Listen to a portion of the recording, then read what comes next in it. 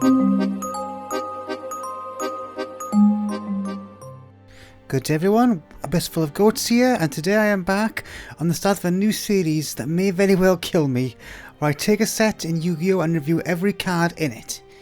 Now yes, this is very much inspired by LS Mark's series, where he reviews every episode of a TV show, but unlike him, I'm not insane enough to review every card in the game in one video, so I'm going to break it down set by set, which should make this first video fairly easy, as it's Legend of the Blue Eyes White Dragon. Being the very first set of the game, LOB was a very simple set, with most of the cards not having much on them to talk about, which is a very nice way of saying that most of the set is just bad vanilla monsters, and there are like 5 or 6 actual good cards in the set. So hopefully this will be a very easy start to a long and painful series. With that said, let's take a look. So let's begin this look at the first secret rare in the first set, Legend of the Blue Eyes White Dragon, with the Light Dragon secret rare... Tri-Horned Dragon. Yeah, for some reason Konami not only chose to not make Blue Eyes the secret rare of his own set, but instead gave that honour to a card of the same type that is worse in every way. First of all, look at this guy. Could they have made this card look any derpier? In addition to this, he costs the same number of tribute as Blue Eyes, but has lower stats in both attack and defence, so again, why would I ever play this over Blue Eyes? Heck, I'm pretty sure even the game creators knew this guy shouldn't have been the secret rare, as his flavor text even calls him an unworthy dragon. However, despite this, I will say this guy will likely be in the top third of this set at the end, because not only is most of this set awful, but he did actually have one little purpose alongside Blue Eyes in the very early stages of the game. You see, if you didn't want to play standard beatdown in Yu-Gi-Oh! Hyper format, one of the few decks you could play was a Blue Eyes deck with Lord of D and Flute of Summoning Dragons, and Tri-Horned Dragon is the best non-Blue Eyes to shove in the deck as the 4th target for a second Flute. It's not a great card, but definitely an historically significant one. Tri-Horned Dragon is obviously top of the list for now, but I don't think he'll be there for very much longer. Despite Tri-Horned Dragon being the secret rare of this set, we all know who the true star here is. The legendary engine of destruction, Blue Eyes White Dragon. Being the focus of the first manga story to feature the Yu-Gi-Oh! Card game, as well as the first episode of the DM anime, Blue Eyes is arguably the most iconic monster in this game. At the time of the set's release was also arguably one of the best monsters in the game, having the highest attack, which in the simple days of 2002 was often enough to get you a win. Like I said, the second best deck of the time was built around this card, and like many other cards from this time period, this card has seen repeated play over the years, due to all the legacy support it's gotten as an anime darling, being part of one of Edison's best decks in Dragon Good Stuff, before getting his own archetype that was going to win Worlds in 2016. With a bit of caveats there, but we'll ignore that. Overall, Blue Eyes is an icon, not just in this game, but arguably in pop culture in general at this point, and that plus its multiple spells of playability give it a high spot in the rankings. Also, side note, god do I hate the LOB art for this card. I'm sorry, but that dragon's neck is clearly broken. Yeah, this is one of the worst Blue Eyes arts in my opinion. Anyway, let's move on.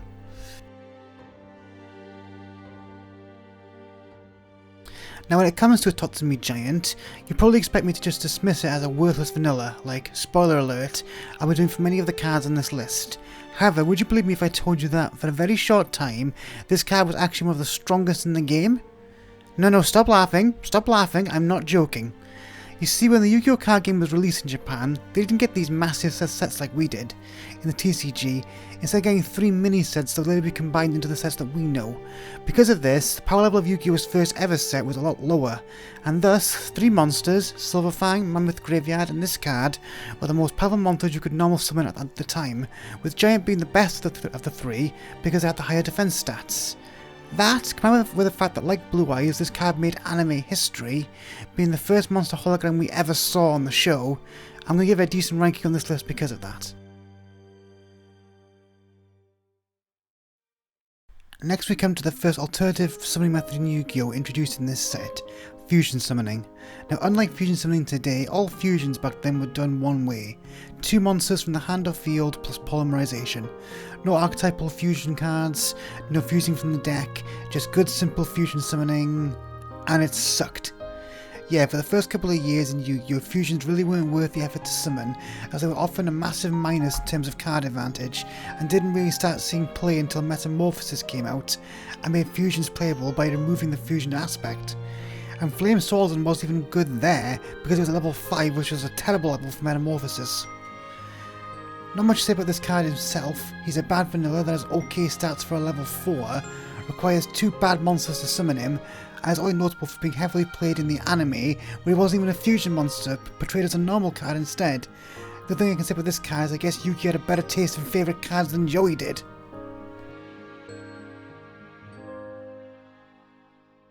Okay everyone, I want you all to look at this little guy, because he has a valuable lesson to teach us all about self-improvement. When this set came out, Skull Servant was by far the worst card in the set, the lowest stats of any base monster with a type that was among the worst at the time, with its only use being to make Pumpkin in Forbidden Memories. However, the Yu-Gi-Oh! Fanbase fell in love with this little guy, and over the years kinda gave him his own little skeleton family that eventually became one of the most beloved rogue decks of all time. And the best part of that is that Skull Servant is still a key part of the deck, being used to swarm the fields for extra deck plays and fuel the King of the Skull Servant's OTK strategy. Like I said, we could all learn a few things by improving from this little guy.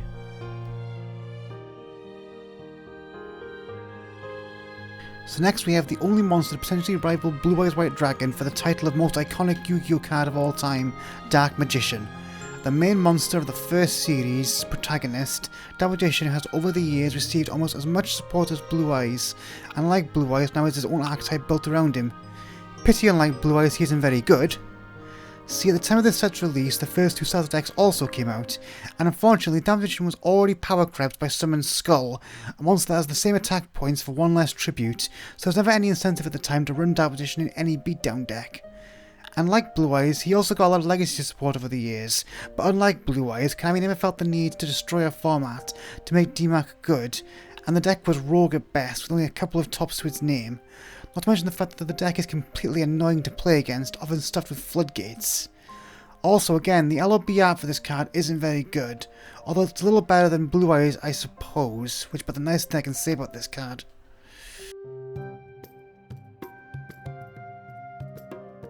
I mean, what do I even say here? Well, he has really cool artwork, that's for sure. In fact, it's one of my favourite card arts in this set, but other than that, there isn't much to talk about here. He costs the same amount of tribute as Dark Magician, who is already not a very good card, and he has less attack points than Summon Skull, so again, everything about Dark Magician still applies here, just even more so. Gaia also eventually got his own archetype like Blue Eyes and Dark Magician, and it was about as playable as Dark Magician, may not vary, but unlike Dark Magician, it didn't even get a group of hardcore fans, as barely anyone talked about this archetype. What a shame for such a great art to such a mediocre card.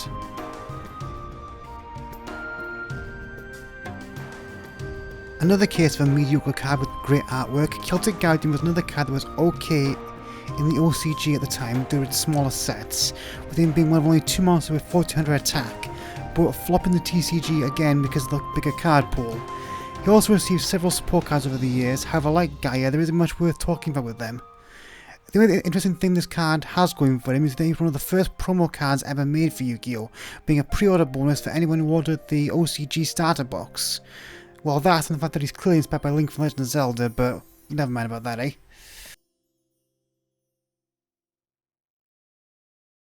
This card was part of the first OTK ever shown in the anime, and that's literally the only thing interesting to say about Basic Insect, as otherwise it's what it says on the tin. The most basic possible insect card with a mere 500 attack, no effect and no real support. The worst card we've looked at in this series so far.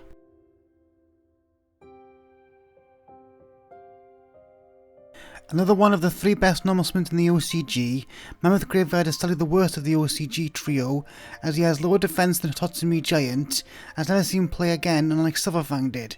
However, do not let that make you think that this wasn't as good as them in the OCG Volume 1 format, because he definitely was. Also, he's by far the coolest design of the 3. In fact, it was so cool that Konami reused it with a robotic twist for making the Allied Justice cards. This card also had a few moments in the anime, most notably being used by Yugi in that bizarre way to take down Ultimate Dragon, that while dumb was at least memorable, so I'll give it a few bonus points for that. And now our final entry in the OCG1 trio, Silverfang, an Earth Beast who shares Mammoth Graveyard's stats. Now this does make him worse than a Tatsumi Giant because of his lower defense. However, I would still rank him higher than Mammoth Graveyard because he is the only one of the trio that actually saw a little bit of play outside of OCG Volume 1, as he actually saw a small role in Edison format, believe it or not, being a target for a very obscure rescue cat deck. However, other than that, and again the cool artwork, there isn't much to say about this card. He was good upon release, had some play years later, and a badass design. What's not to love about this wolf? As a channel named after them, I must ask, how would you make a demonic goat look boring? I don't know, but they found a way with Dark Grey. Another card that saw play in OCG Volume 1. Yeah, this was classed as a beta back then.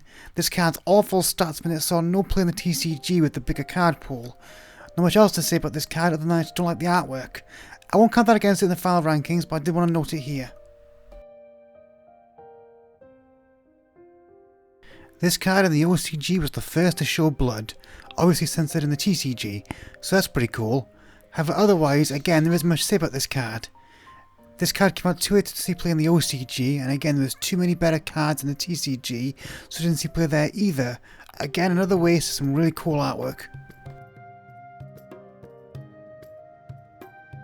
Okay, so this card goes out to be Water Emotics, right? I'm not the only one who sees that. Anyway, much like Dark Grey, this card was considered a beta in OCG Volume 1, and again saw no play in the TCG. I wish I could say more here, but there's nothing else to say except for the flavour text, as she might have been the inspiration for Trapdrix with her being a childlike monster that lures people into traps. It's Skullservant's brother that he never talks about. The 13th Grave is again nothing special, as he's a zombie with low stats that's actually power crept by Dark Assailant, with the same attack but better defense, who came out in the same time period in the starter decks. However, he was okay in Dungeon Dice Monsters, which is something, I guess. Yeah, I'm stretching things to say here. Next. Another mediocre fire fusion, Cherubin the Fire Knight, much like Flame Swordsman, isn't worth fusion summoning the traditional way. However, unlike Swordsman, this card has seen play in GOAT format as a Metamorphosis target. You see, while in GOAT, 9 times out of 10 you'll only be summoning Thousand Eyes Restrict off Metamorphosis, we do play a bunch of other fusion monsters on the off chance we can steal an opponent's monster and metamorph them away, and Cherubin is one such card. So yeah, more play for what he is rather than what he does, but this still makes him more playable than the other Drek in this set. So the other reason why early fusions didn't see much play is that oftentimes it meant playing cards like this. A terrible 9 attack monster, Flame Manipulator's sole purpose is to make Flame Swordsman an already mediocre monster, and to do so the traditional way would require clogging your deck with the copies of this and a poly. As you can imagine, it never saw any play whatsoever. How is an egg a warrior? I've got nothing to say about this card, it's just a terrible vanilla with terrible stats, but seriously, how is an egg a warrior? Oh, this is gonna bug me all day, I swear. Nothing else to say here, move along people. Another terrible vanilla. I do have one positive thing to say about Firegrass, and that is it was a good card in the very first Yu-Gi-Oh video game, Forbidden Memories, as it was fusion material for Flame Cerberus, one of the best early game monsters. Keep in mind in this game you didn't use Polymerization to fuse, so this card has some impact on Yu-Gi-Oh, unlike most vanillas in this set, so something I guess. Yet another fire fusion. Darkfire Dragon is one of the better fusions in this set, entirely because he's level 4, meaning he is the best target for the Snatch Steal Metamorphosis combo, as level 4 throughout all Yu-Gi-Oh history has been the most played level. He also has okay stats for level 4 at the time, so congrats Darkfire Dragon, you're the best of a bad bunch of fusions. Another monster in this set's long list of 1200 attack cards, Dark King of the Abyss, like many of his contemporaries, saw little play in the OCG after the release of the second OCG set, for much of the same reason that the other 1200 monsters did. However, where this card has truly left an impact in this game is in its contributions to the lore. You see, in the game lore, Dark King of the Abyss had a long rivalry with Dark Ruler Hades for control of the underworld, and this rivalry is depicted on many of the game's strongest cards, from the Drain series to the board-crushing Dark Ruler No More. So yeah, a mediocre card overall, but definitely one that's left a mark on this game's history. No, I don't know why Fiend Reflection #1 isn't in this set. But really, what can I say about this card? It's another bad vanilla with no support or reason to play it, with admittedly decent art, I guess. Yeah, nothing else I'd add here. Next. The weakest fusion in this set, Fusionist, is still better than Flame Swordsman, again because of its level. Another card that's sparingly used with Metamorphosis. Fusionist, much like the other two targets, has no real use beyond this though, and is pure garbage by itself because of its horrible stats, but nothing else really here to say. Mediocre stats? Check. Weird art? Check. Absolutely useless in every scenario? Yep. It's another LOB filler vanilla, and I've got nothing more to say about this. Next! Oh, how cute. Yeah, I know this card's awful, I know, but I can't seem mad at this cute little guy. Also, again, like some other weak cards in this list, this card can make powerful dragon monsters in Forbidden Memories, including Thunder Dragon, which could then make Twin-Headed Thunder Dragon, one of the best monsters you could make in the game. So yeah, that's a little something for this guy. Now get out of here, little cutie. Next. Yeah, not as cute, I'm sorry. Now this card did inspire Cyber Petite Angel, an actual good card, but otherwise it has nothing to offer, with awful stats, and it can't even make anything good in Forbidden Memories. Next! Just see my entry on Firegrass. Nothing is different other than this card's got 100 less attack points. It's still bad in the TCG, bad in the OCG, and can make Flame Cerberus in Forbidden Memories. Nothing else to say. Next. Oh, finally a good card. Hallelujah!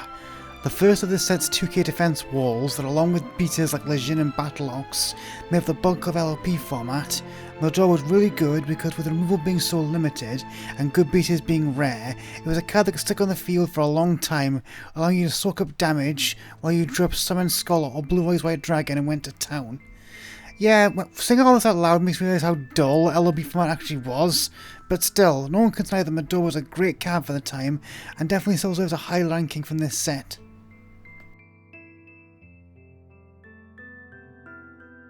Behold, the very first Six Samurai card ever printed. And no, I'm not actually kidding here, this card does have some lore ties to the Six Samurai monsters. Also, did you know this was the very first card ever seen in the anime? Seriously, the first game we ever see was Yugioh and Joey, with this being Joey's first card. That's pretty cool. Yeah, again, I'm trying to find things to say here, because this is just another bad vanilla, but at least it's the warrior, which has a lot of support behind it.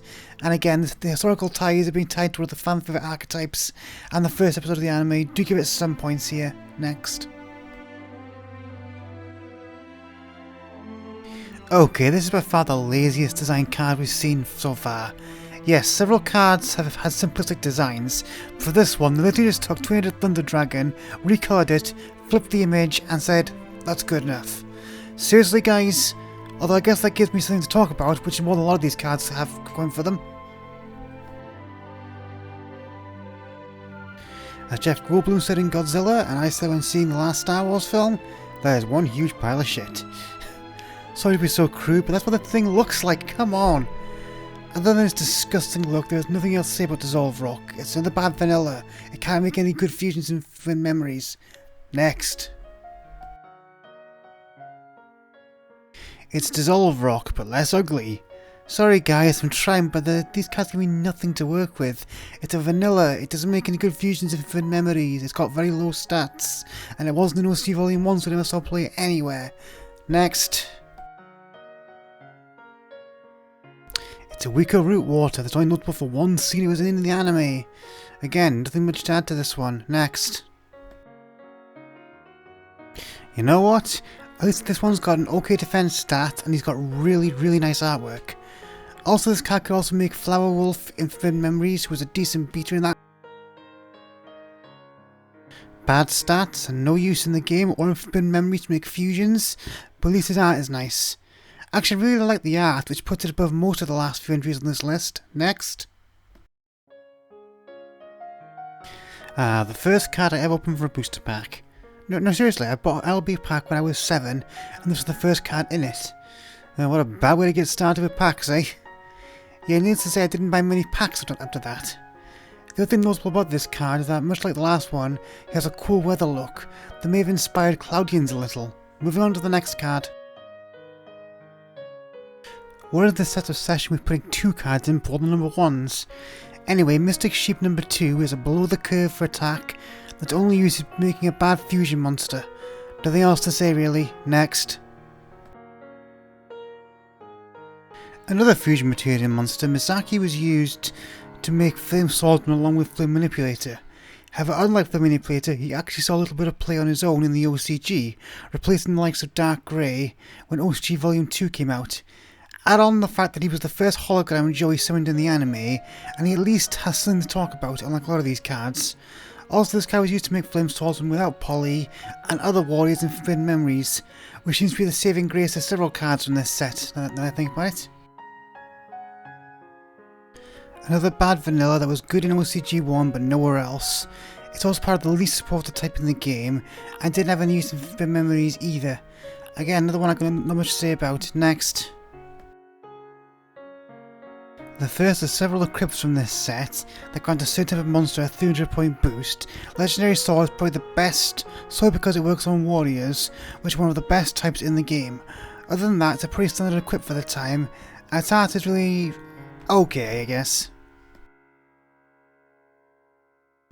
With the same power boost as Legendary Sword, only for beast types. Beast Fangs is a lot worse than Legendary Sword, mostly because of the weaker pool of monsters it can attach to. But it does at least have better artwork than Legendary Sword, with it literally being the ripped out jaw of a big beast. And that's pretty cool. Next. Same as the last two, but for zombies. Not much to say here, other than the amusing fact that this card needs to be errated to exclude from Crystal Beast effects.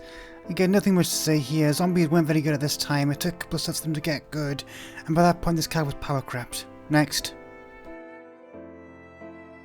Same with the other equipped cards, but for water monsters. This card is pretty poor for the same reason the crystal is. However, I want to draw attention to this card's amazing artwork. Honestly, this could be like a Lovecraft book cover. It's so lovely. It's eerie, it's creepy, I love it. And now we come to arguably the first floodgate ever printed in Yu-Gi-Oh!, making Dragon Capture Jar a historic card for all the wrong reasons.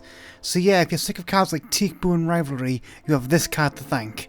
Though admittedly this card is a lot more narrow compared to modern floodgates, with it only preventing dragons from attacking, as it forces them into defense and makes them stay there. That being said, if you play Yu-Gi Kaiba format, then this card is a decent side deck choice against the Kaiba Dragons deck I mentioned earlier, as it makes it easier for Summon Skull to beat over Blue Eyes with a few upgrades. Up next, we're going to cheat a little bit by talking about 5 cards in one segment, as the field spells in this set all do the same thing. Give a monster of a certain type a 200-point buff, we'll give monsters of the opposite type a 200-point debuff. We have Mountain, Forest, Wasteland, Sogen, Umi and Yami. Out of these, I think Mountain is the best, as it makes Blue Eyes even harder to beat over, followed by Yami because it's the same thing for Summon Skull. Also, a special shout out to Yumi for inspiring one of the most evil control decks ever printed.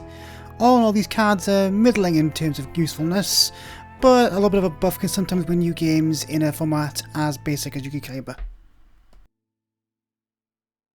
Finally, we have an actual great and game-changing card to talk about on this list with Dark Hole, a normal spell that destroys all monsters on the field. Simple and effective, this card has seen play since its release, other than the times when it's been banned, because wiping away all monsters on the field with one card is a really powerful effect in 2023, never mind 2002. Not only can this card wipe away monsters that you couldn't beat in battle, but later on this card would get even stronger with the introduction of Sangan and Witch of the Black Forest, monsters with powerful effects that trigger on destruction. This card has stood the test of time as well, with many decks today maining or siding it as a way of outing Nightmare Corruptor Ibli. Great in 2002, great today, Dark Hole is a serious contender for the best card in LOB. Right away, Dark Hole loses the title of Best LOB card, as coming in next we have Raigeki, which at the time was literally just Dark Hole but better, as it only destroyed monsters on the opponent's side of the field, which not only did a similar job as Dark Hole in clearing away problematic monsters, but also allowed us to potentially OTK opponents with a full board of our own. Again, like Dark Hole, this card saw play until it was banned in 2004, and it stayed banned for nearly a full decade till mid-2014, and then immediately saw play again for a few years till it was power crept by Kaiju Slumber and Lightning Storm. The other interesting thing about Raigeki, other than it being one of the few cards to use a Japanese name in the TCG, is that it actually fell out of favour recently for Dark Hole again, because Dark Hole can get rid of Namekup to Ibli on our own field, and in modern Yu-Gi-Oh! The game is so fast, both these cards might as well do the same thing. And now we go from two of the best cards in this set to two of the worst, starting with Red Medicine. Now I'll be blunt here, unless it can win you a game in time or give you life turn after turn, life gain is one of the most useless effects in any TCG, as it can't really help you when you're behind and will only delay your inevitable loss.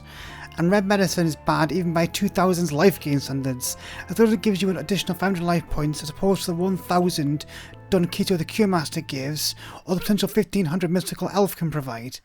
So the worst version of a bad effect, Red Medicine might be one of the worst cards ever printed. Unlike life gain, burn effects have actually been very successful as a mechanic in Yu-Gi-Oh!, with burn being one of the best decks in both GOAT and Perfect Circle formats, as well as the winner of the 2017 World Championship Dragon Duel events. This is because burn actually, wins you the game, unlike life gain which just prolongs it. However, I guarantee none of those game-defining burn decks have ever run Sparks. A burn spell that only did 200 points of damage, Sparks has never seen serious play for obvious reasons, as it's too weak to kill anyone, even back in the first iteration of burn played in Yu-Gi Kaiba format. However, I'll at least give this card credit that it's so bad that it's become a meme in Yu-Gi-Oh! With ironic Sparks OTK decks occasionally popping up as a joke, so at least this card is memorably bad if nothing else. Sparks' big brother Hinotama does 500 points of burn damage, making him more than twice as powerful as its younger sibling, and that was enough to have it see play in primitive Yu-Gi Kaiba burn decks, along with Just Desserts and Ukazi. Again, I don't think this card was even that good even back then, however I guess sometimes those decks need a little bit of extra burn in order to win. And now we jump back to one of the set's strongest cards in Fissure. A normal spell, Fissure can remove the monster on the field with the lowest attack, making it one of the few cases of 1-for-1 removal in early Yu-Gi-Oh! Now yes, the attack point restriction can sometimes be a problem as you can't always remove the monster you want. However, in Yu-Gi Kaiba format, it wasn't uncommon to use this card to outsummon Skull or La Jin, as they were the only monsters likely to remain on the field after battle, and this was the best option to remove them outside of Wall of Illusion. Up next we have another contender for the best card in this set, and probably the card from this set with the strongest legacy, Trap Hole. A simple removal effect that pops any normal summon monster with more than 1000 attack. Trap Hole was the only other way than Fissure to single target and remove most monsters played at the time.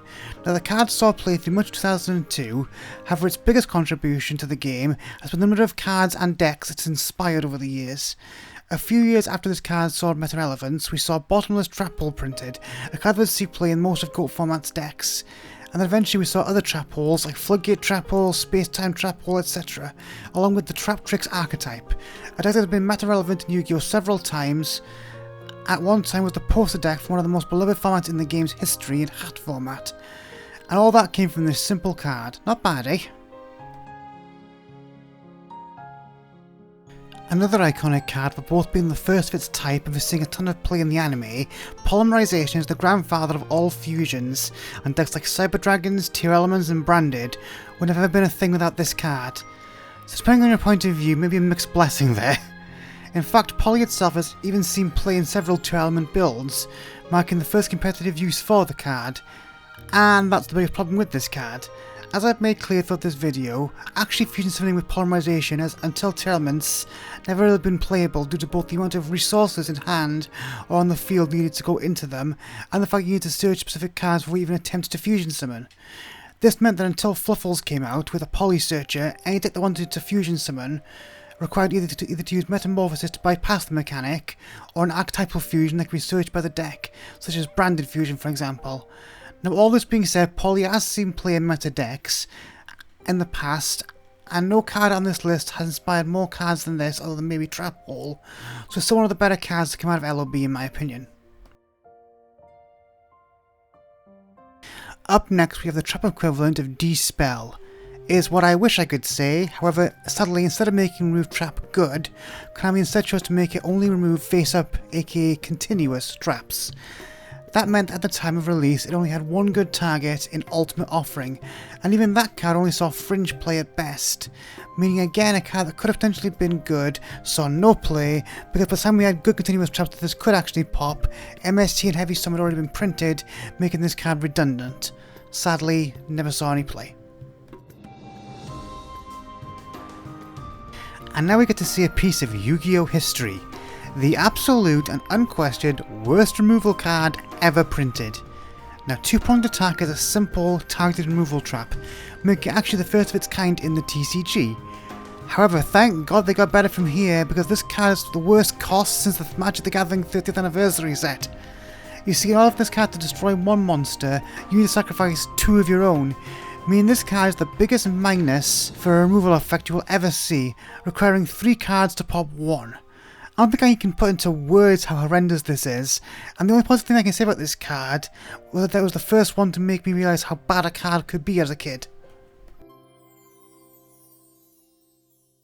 The next card we're looking at is next of our 2K walls in Mystical Elf.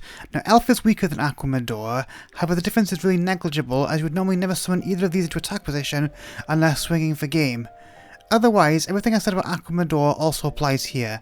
Elf is another large defensive body that most beaters at the time would have trouble getting over in battle, meaning it was likely that you would either stall the game long enough to draw into threats, or the opponent would have to burn one of their few removal spells on removing this weak monster, as opposed to something like Summon Skull.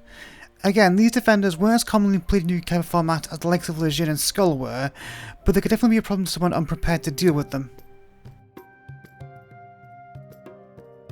And now, after several cards, good or bad, that at least give me something to talk about, we now get back into the cards that are bad but not interesting. First we have Typhoon, a 1200 attack dragon, which again has no benefits to playing it, no synergy with most of the cards in this set, and wasn't even good for memories. Next. A card just as bad as Typhoon, but is far better regarded entirely because Yugi played it in the anime. Again, like many of the mediocre vanillas, I have little to say about Beaver Warrior, other than it's got comparatively decent defense stats for the time. Next. Okay, I was shocked to learn this card came out in LOB. Gravedigger's Ghoul is a normal spell that banishes 2 monsters from the opponent's graveyard. Now in early Yu-Gi-Oh! This effect didn't have too many uses, although it could be used to snipe an opponent's good monster or born target. However, as the second set came out, we got 2 great targets for this in Sangan and Witch of the Black Forest, 2 cards we really want our opponents recurring. Sadly, this card never saw any real play and was quickly power crept by Soul Release, but as someone who banished a few Blue Eyes Dark Magicians on the playground with this card, I do have a bit of a soft spot for it. Another anime card, Curse of Dragon, despite having amazing artwork, is another card that, while a decent flute target and an okay tribute summon, is vastly outshone by other tributes for the same cost, and sadly isn't a good flute target either, with Trihorn Dragon being a better non-Blue Eyes target. A pity, as it's a decent tribute for the time, but honestly there's really no reason to run this card in Yu-Gi-Oh! Format, when every way it could be played is done better elsewhere. Another good Metamorphosis target, KARBONALA Warrior, is a level 4 warrior, making it another best level monster for Snatch Steal Metamorphosis combos. In addition to this card is also a massive hit in the Yu-Gi-Oh! Progression series, where all banned cards are at 1, as this card combined with Magical Scientist can help facilitate the Blade Armor Ninja OTK. Again, like every other good fusion in this set, this card's here for what it is rather than what it does, but it's still the best in this category in my opinion. Repeat everything I said about Medora and Mystical Elf, and that equally applies to Giant Soldier of Stone, another of our 2K walls.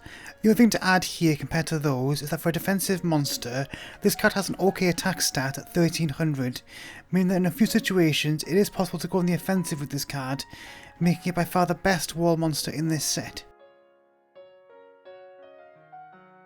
Now, while not as powerful as beaters like Legion, Battle Ox, Neo the Magic Swordsman, or even Dragon Zombie, Urabi was still a decent beater for the time, and one of the best beaters to be in LOB specifically.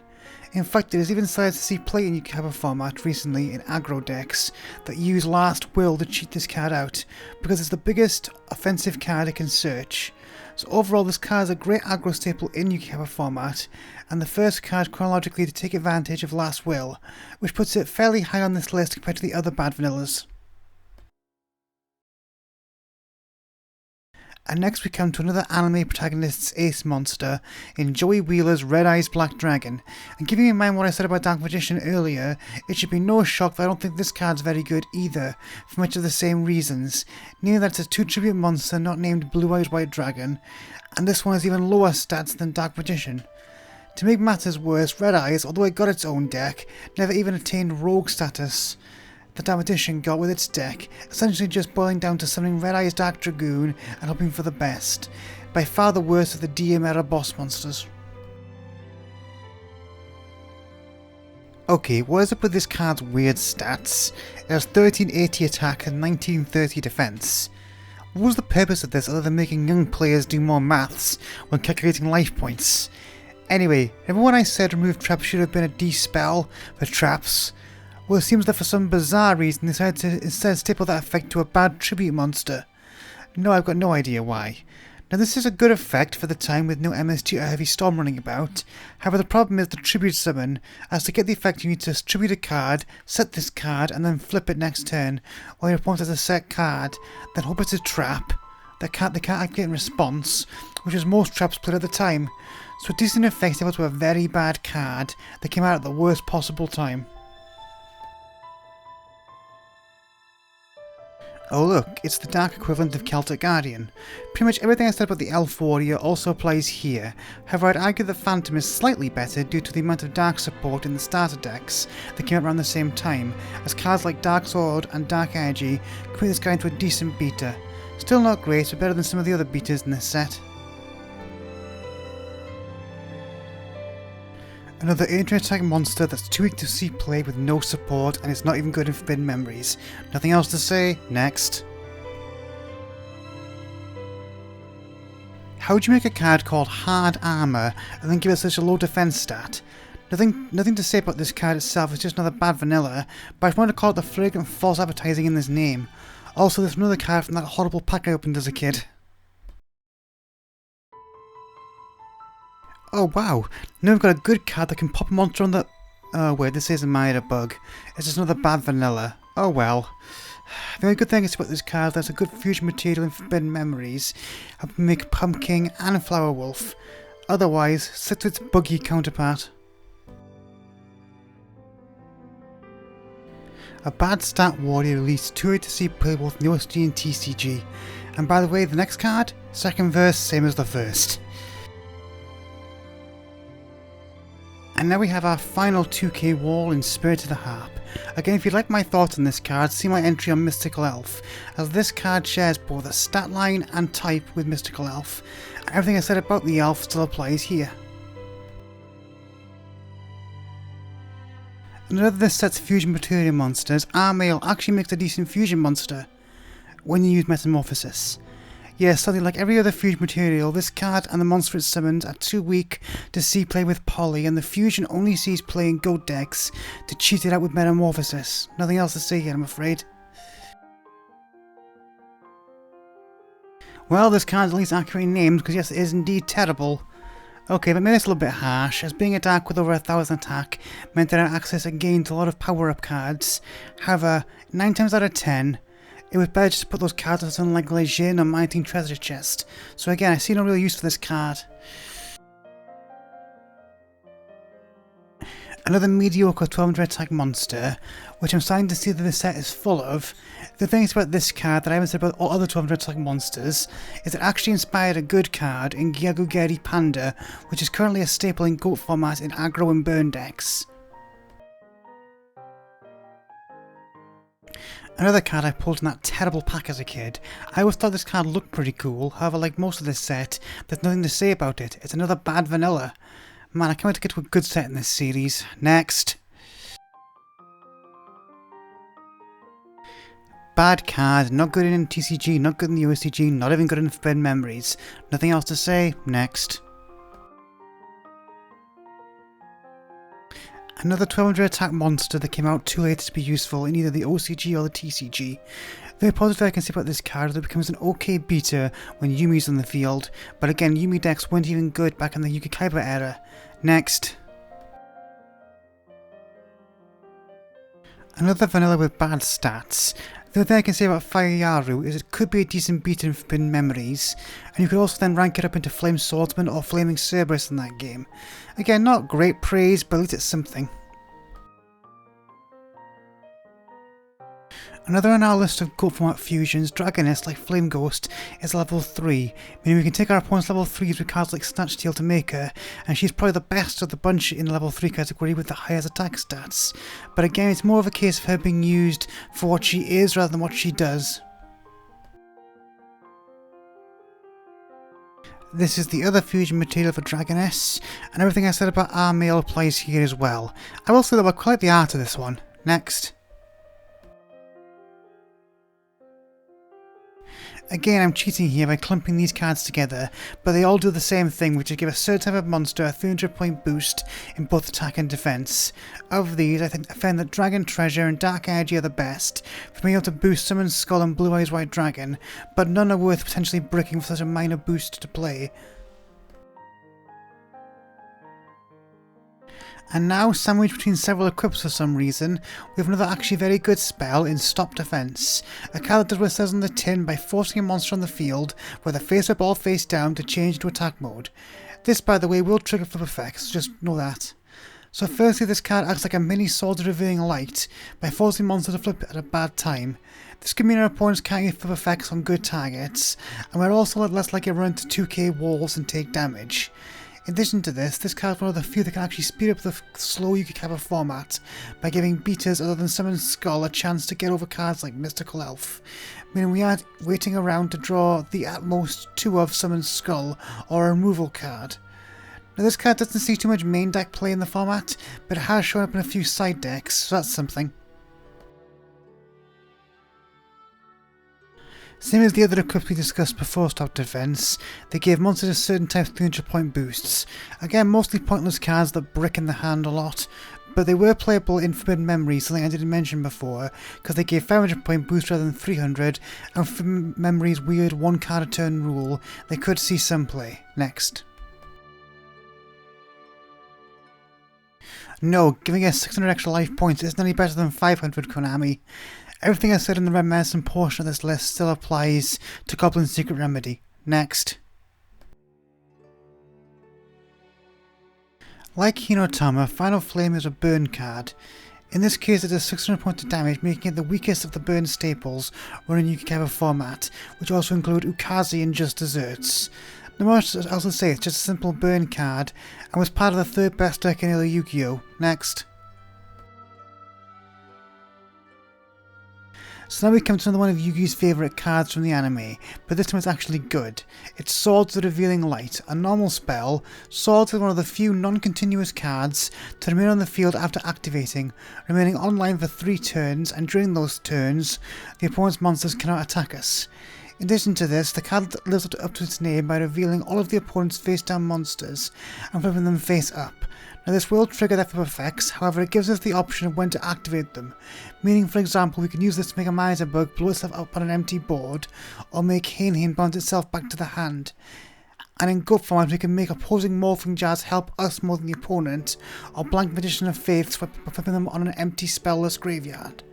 Overall, Swords was a pretty solid stall card back in the day, and a decent main or side deck option for a few years. Not bad for one of Yugi's early cards. And now we have the only fusion in this set to actually see a little bit of play in Yugioh format, Metal Dragon.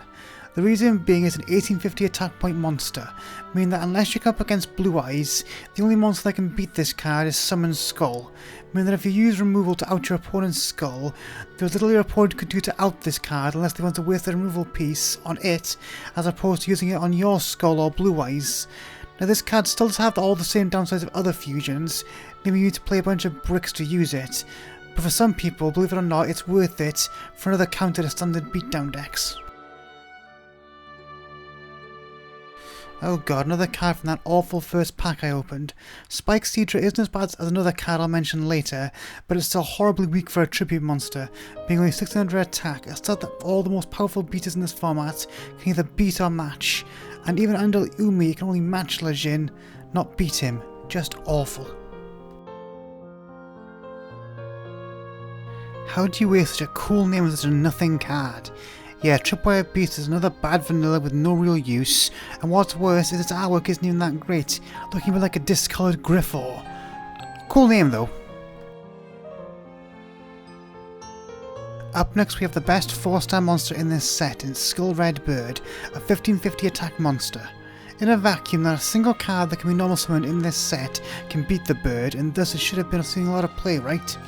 Unfortunately not, because the star decks Yugioh and Kaiba came out roughly the same time as this set, and gave us the cards I've already mentioned like Lajin and Neo, as well as Rogue Doll and Dragon Zombie, so sadly despite this card being a decent beater at the time, it saw only fringe play in heavy aggro decks.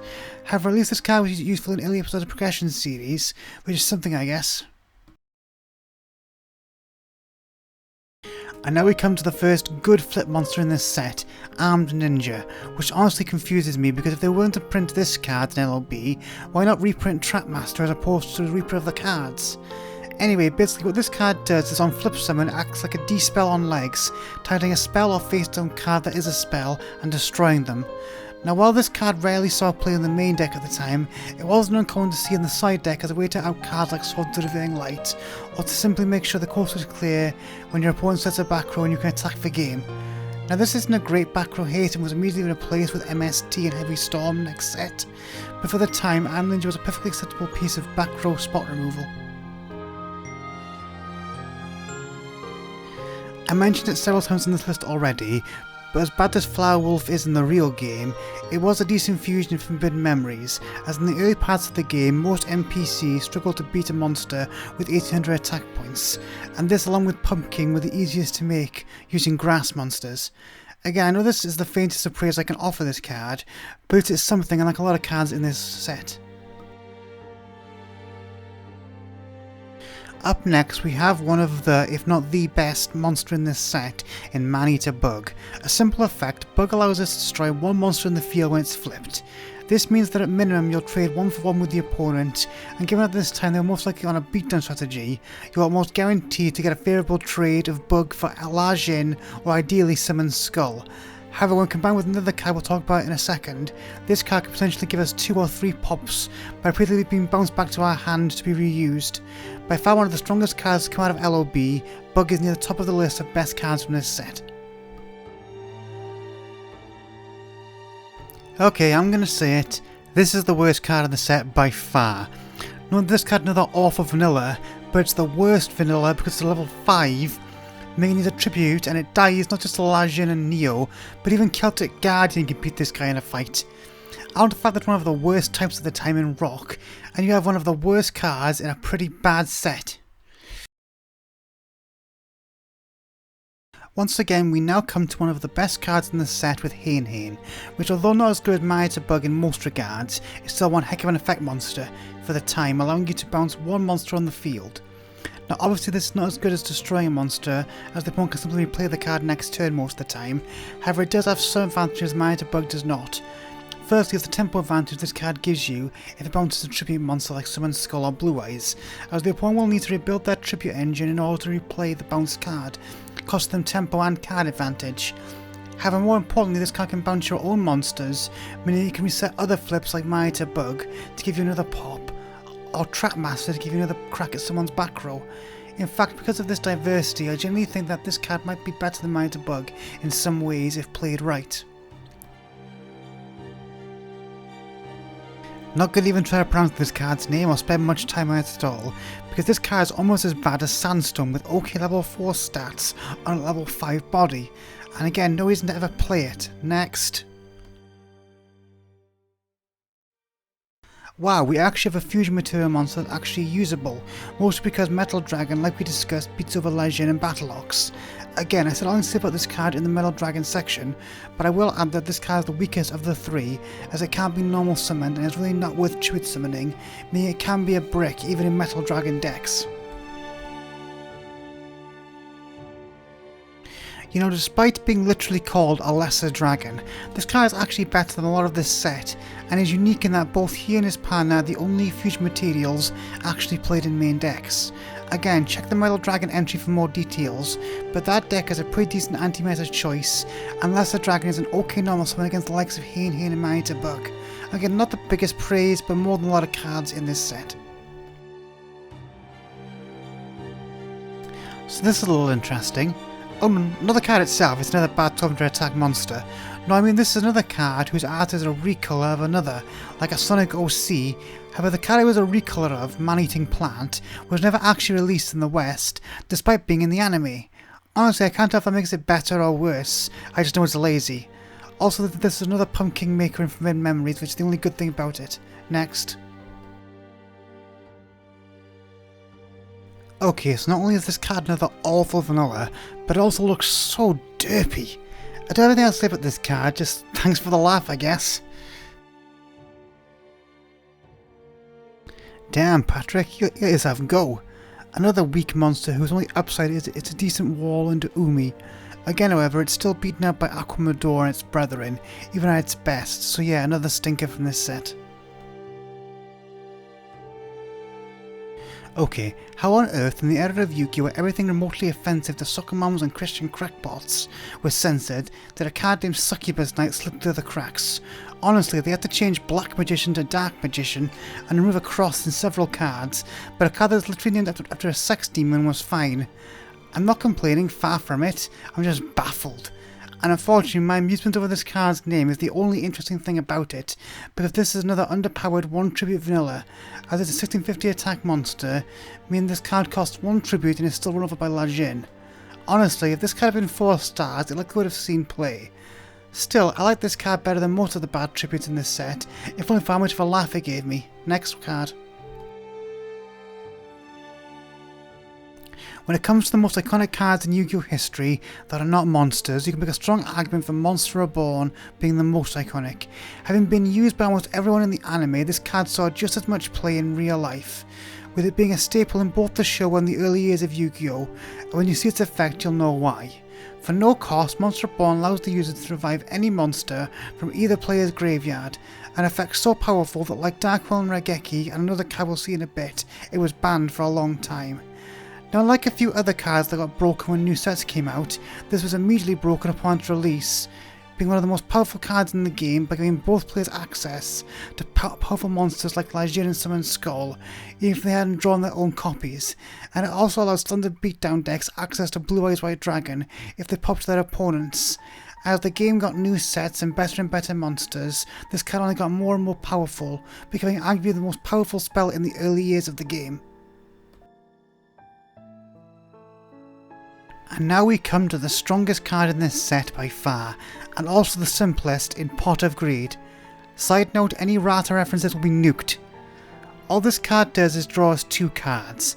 That's it, no other costs or effects, it's just the easiest +1 in card advantage you will ever see. And to illustrate how good this is, let me show you what drawing 2 cards costs you in modern Yu-Gi-Oh! 10 cards on top of the deck, 2 draw phases, over a third of your extra deck, and soon 10 stars worth of monsters.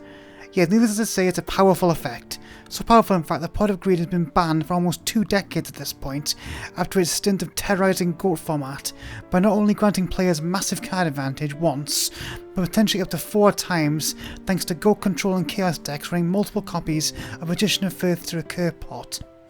Arguably the best draw card in the game's history, Pot is unarguably one of the best cards in LOB and Yu-Gi-Oh! In general. For our next entry, we're once again looking at several cards here, as all the Exodia pieces are good in the exact same way.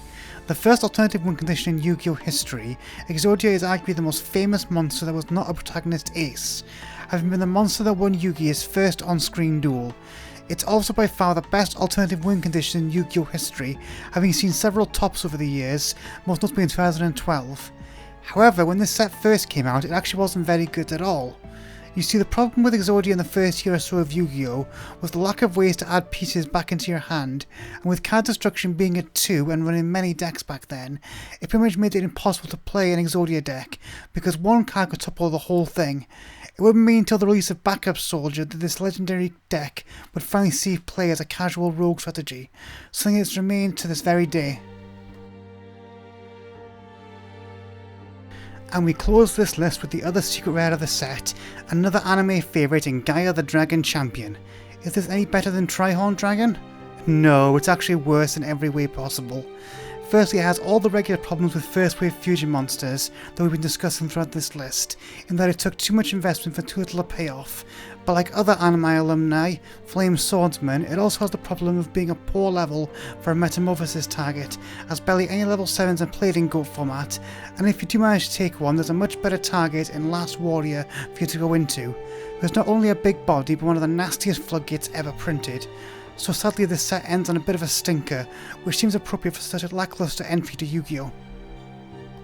So in conclusion, it's quite obvious from looking at these cards that LLB was the very first set in Yu-Gi-Oh! History, because either good or bad, all the cards have one thing in common: they're very undertested. You've got a bunch of bad vanillas that never saw any play, and on the other side you've got cards that were so broken they were banned for several years. And I didn't like the set very much when I was a kid, and I'm going to be honest, looking through it again, not much changed. Join me next month when we go look through Metal Raiders, which was my childhood set. We're looking forward to seeing how this one holds up. I'll see you guys in that video.